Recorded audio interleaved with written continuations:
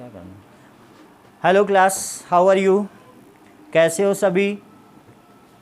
आज हम आपके लिए लाए हैं न्यू टॉपिक, बिल्कुल नया चैप्टर है, कंपैरिजन ऑफ क्वांटिटी। ठीक है ना, कंपैरिजन ऑफ क्वांटिटी, जैसा कि नेम है तुम्हारा उसी तरीके से चैप्टर है। क्वांटिटीज़ का हम कंपेयर करेंगे। ठीक है ना, क्वांटिटीज़ का हम कंपेयर का मीन्स क्या होता है? पिछले क्लास में हम लोगों ने रेशियो पढ़ा था, तो रेशियो में भी हम क्या करते थे? दो क्वांटिटीज़ का कंपेयर करते थे।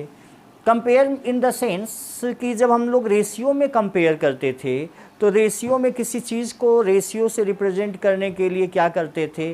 जैसे मान लो कि कोई है, जैसे मान लो ये मार्कर है और ये इसका कैप है। ठीक है ना, तो मार्कर और कैप, मार्कर ये वाली जो साइज़ है इसकी बड़ी है और इसका कैप क्या है? छोटा है। तो ये इसके कंपेयर में क्या है? बड़ा और छोटा हो गया। ठीक है ना, जैसे मान लो कि मेरी एज, ठीक है ना, 30 और मेरे बच्चे की एज 10 ईयर्स, तो हम दोनों की एज में क्या कंपेयर है? बच्चे का एज 10 है और मेरा एज 30 है, तो इनके बीच में देखो बहुत मेरी एज बड़ी है और बच्चे की एज छोटी है। This is the comparison. ठीक है ना, लेकिन अब इस कंपैरिजन को हम लोग रेशियो को के थ्रू जानते थे। कैसे जानते थे? एक बार थोड़ा सा देखिए यहाँ पे डिटेल।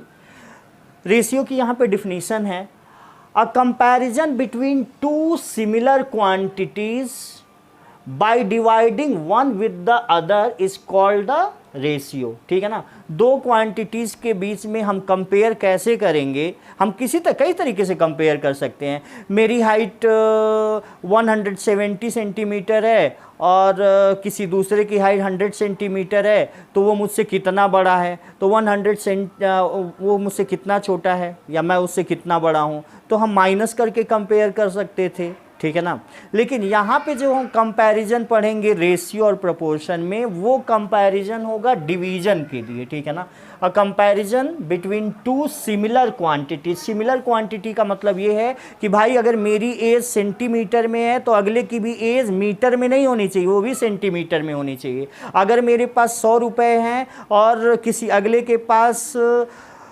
भी अगर वो उसके पास रुपए हैं, तो ऐसा नहीं कि मेरे पास 100 रुपये हैं तो अगले के पास पैसे होने चाहिए, उसका भी जो पैसा है ना वो रुपए में कन्वर्ट होना चाहिए। ठीक है ना, अब थोड़ा सा और मैं इसको डिटेल और बताता हूँ। जैसे कुछ बच्चे अगर नए होंगे, रेशियो के बारे में नहीं जानते होंगे, तो हमारे घरों में क्या होता है, मम्मी हमारी चाय वगैरह बनाती हैं ना सबके लिए, तो क्या करती हैं, 1 कप पानी लेती हैं तो 1 ही स्पून क्या डालती हैं? शुगर डालती हैं। ऐसा नहीं ना है कि जैसे मन करे वैसे डाल दिया। ठीक है ना, तो रेशियो क्या है? 1 कप पानी और 1 स्पून चीनी। अगर 2 कप चाय बनानी है तो 2 स्पून चीनी पड़ेगा। ठीक है ना, इस तरीके से हम समझ सकते हैं रेशियो के बारे में।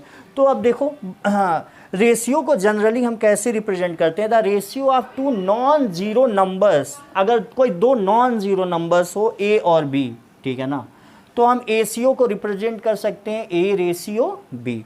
ठीक है ना, ए रेशियो बी से हम रेशियो को रिप्रेजेंट करते हैं। ठीक है ना, जैसे मान लो कि मेरे पास 20 रुपीज़ है, ठीक है ना, इट्स मी, और अगले के पास 5 रुपये हैं। ठीक है ना, तो इन दोनों का, मेरा और इसका रेशियो क्या होगा? That is 20:5। ठीक है ना, 20:5। किसी भी हम रेशियो नंबर को, ध्यान से समझो, ये डिफिनीशन नोट कर लेना वीडियो पॉज करके। किसी भी रेशियो को हम फ्रैक्शन में भी रिप्रेजेंट कर सकते हैं। जैसे मान लो कि हमारे पास कोई रेशियो है यहाँ पे 4:5, तो इसको हम लिख सकते हैं 4/5। ठीक है ना, ये हो गया।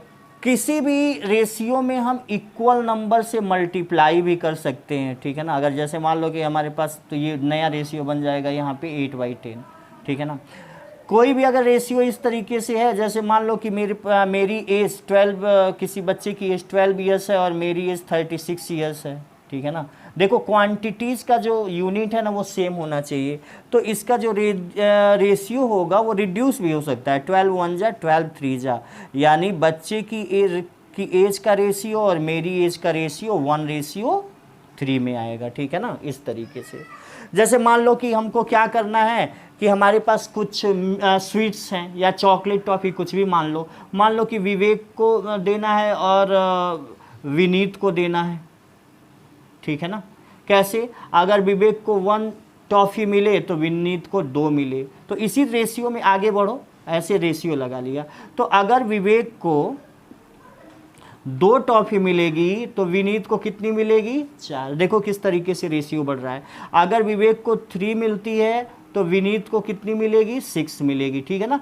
इस तरीके से हम रेशियो को थोड़ा सा और क्लैरिटी के साथ समझ सकते हैं कि रेशियो ऐसे बढ़ता चला जाता है। अगर मुझे 2 मिले और जैसे सपोज करो विवेक को अगर 2 मिले और विनीत को अगर 3 मिले तो कैसे मिल रहा है। अगर विवेक को यहाँ पे 4 मिले तो इसको कितना मिलेगा, यहाँ पे 2 2 जा 4 अगर मिले तो यहाँ भी 3 2 जा 6 हो जाएगा, ठीक है ना।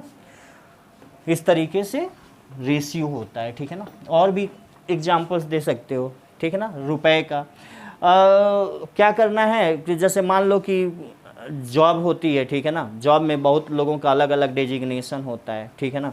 कोई ऑफिसर है, ठीक है ना, ऑफिसर है, और कोई प्यून है,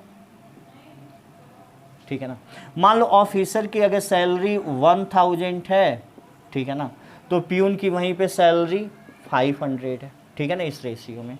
तो क्या इसका रेशियो हो जा रहा है, 1000 रेशियो 500, ठीक है ना। तो यहाँ पे देखो ये कट जाएगा, 500 1 जा और 500 2 जा, यानी ऑफिसर की सैलरी अगर 2 रुपये है तो प्यून की सैलरी कितनी रुपए है, 1 रुपये है, ठीक है ना। इसी तरीके से रेशियो बढ़ता जा सकता है। अगर ऑफिसर की सैलरी अगर 4 रुपये होगी तो प्यून की सैलरी कितनी हो गई, 2 रुपये, ठीक है ना। देखो 2 जा का, इसका 2 है तो इसका 4 है, अगर इसका 3 रुपये है तो इसका 6 रुपये होगा, इसका अगर 4 रुपये है तो इसका 8 रुपये होगा, ठीक है ना क्लास। इस तरीके से हम रेशियो को समझ सकते हैं, ठीक है ना।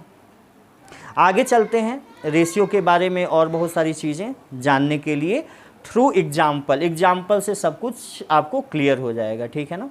तो हम कुछ क्वेश्चन यहाँ पे आपके लिए लेके आए हैं, देखिए यहाँ ध्यान से, और रेशियो के बारे में बिल्कुल क्लैरिटी के साथ आपको समझ में आएगा। जैसे कह रहा कि find the ratio of 60 years to 1 year, 22 to 4 dozen. तो पिछली क्लास में आप जानते हो कि जैसे 60 ईयर्स टू 1, तो यहाँ पे जब 2 लिखा है, जैसे रेशियो को हम कैसे लिखते हैं, जैसे मान लो कि 2:10, तो 2:10 का मतलब होता है 2:10, ठीक है ना। इस तरीके से हम रेशियो को रिप्रेजेंट करते हैं, ठीक है ना। आप ये सब जानते हो। तो देखो हम कैसे इसको रेशियो में रिप्रेजेंट करेंगे, 60 ईयर्स टू 1 ईयर, ठीक है ना। तो यहाँ पे हम चेक करेंगे सबसे पहले कि जो हमारा ये यूनिट है वो सेम है कि नहीं। तो सेम है यहाँ पे, तो हम इसको कैसे लिखेंगे, फर्स्ट क्वेश्चन के लिए 60 रेशियो 1 ईयर, ठीक है ना, 60 रेशियो 1 ईयर, ठीक है ना। इस तरीके से हमारा ये रेशियो हो जाएगा, ठीक है ना। अगर यहाँ पे कोई सिंप्लीफाई, अच्छा हाँ एक चीज़ और, रेशियो लिखते समय हम यूनिट को नहीं लिखते हैं। अगर यूनिट डिफर है तो हम उसको सेम यूनिट में कन्वर्ट करते हैं। जैसे अगले क्वेश्चन में हम देखते हैं यहाँ पे 22 टू 4 डजन, ठीक है ना। यानी कोई क्वांटिटी केवल 22 है और उसको कंपेयर किससे करना है, 4 डजन से कंपेयर करना है, ठीक है ना। तो कैसे हम कंपेयर करेंगे, 22 to 4 dozen means 22 to, 1 dozen में कितनी क्वांटिटी होती है, कितने नंबर्स होते हैं, 12 होते हैं। तो 4 डजन में 12 4 जा 48। देखो हमने इस यूनिट को चेंज कर लिया। अब ये हो जाएगा 22 रेशियो 48।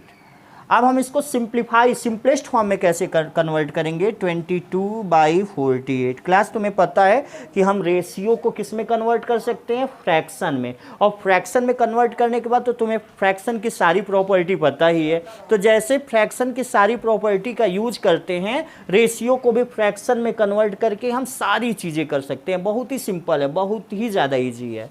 तो यहाँ पर देखो क्या हो जाएगा, अगर 2 से करें तो 11 और ये हो जाएगा 24। तो इसका रेशियो क्या हो जाएगा, 11 रेशियो 24 हो जाएगा, ठीक है ना।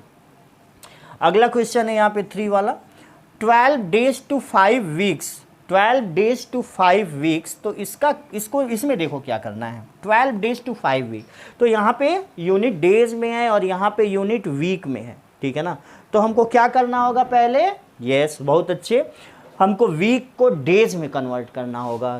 तो 1 वीक में कितने डेज होते हैं, यस 7 डेज, ठीक है ना। 1 वीक में 7 डेज होंगे, तो हम यहाँ पे लिख सकते हैं 12 डेज टू कितना 5 वीक्स का मतलब 7 5 जा 35 डेज, ठीक है ना। इसको हमने डेज में कन्वर्ट कर लिया। अब इसको रेशियो में बनाना हो तो कैसे, 12/35, ठीक है ना। 2 के बाद इधर वाला नंबर इस तरीके से रेशियो में होता है। अब ये अगर डिवाइड हो सके तो काट कर लो, लेकिन ये डिवाइड नहीं हो रहा है, तो यही इसका एक रेशियो हो जाएगा, ठीक है ना।